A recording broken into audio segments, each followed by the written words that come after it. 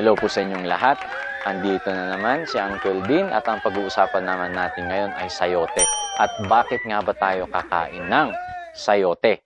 Okay, unang-una sa lahat gusto ko pong sabihin na ang sayote ay matatagpuan dito sa Pilipinas din at sa buong mundo.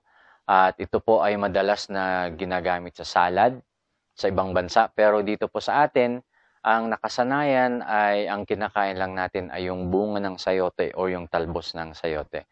Ang totoo po niyan, edible po yung buong halaman ng sayote. Okay? So, alam niyo po ba na ang sayote ay tinatawag din na food of the gods?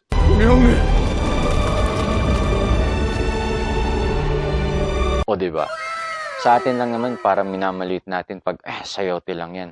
Dahil siguro abundant dito sa bundok, kaya hindi gaano natin pinapansin ang health benefits ng sayote.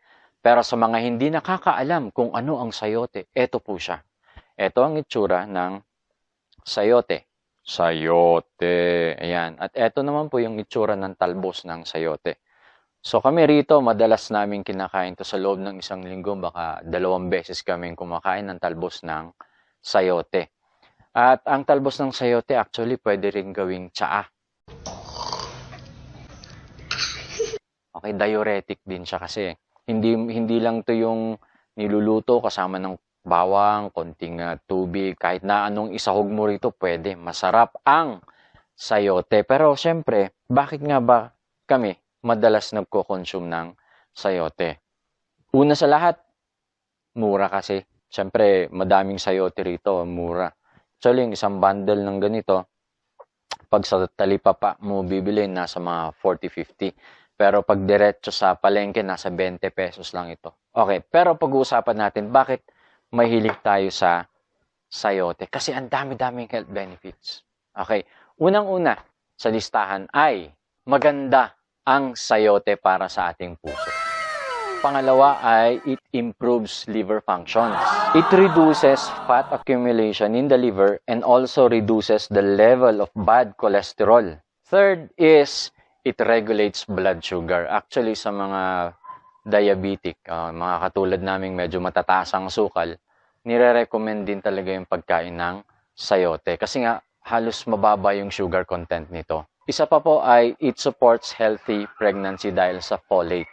Folate is a basic nutrient na kailangan ng mga pregnant mommies para maganda yung pagdi-deliver nila ng kanilang mga baby.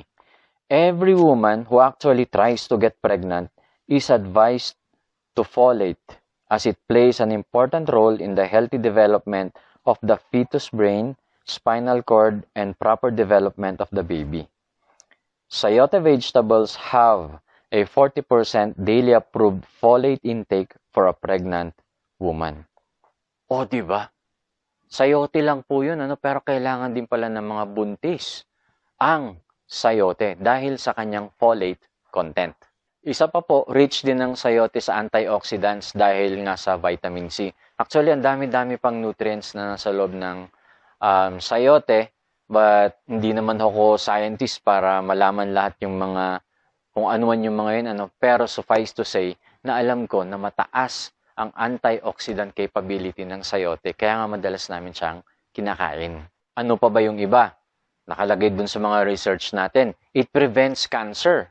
Okay, aside from preventing cancer, it slows down aging. Aba, ang pagkain pala ng sayote nakakapagpabata.